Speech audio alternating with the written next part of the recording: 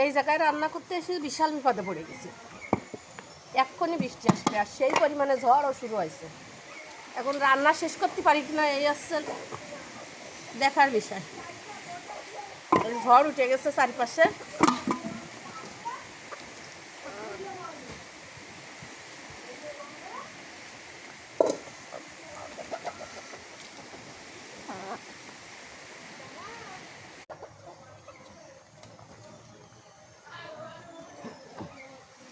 এই জায়গায় রান্না করতে এসে বিশাল বিপদে পড়ে গেছি।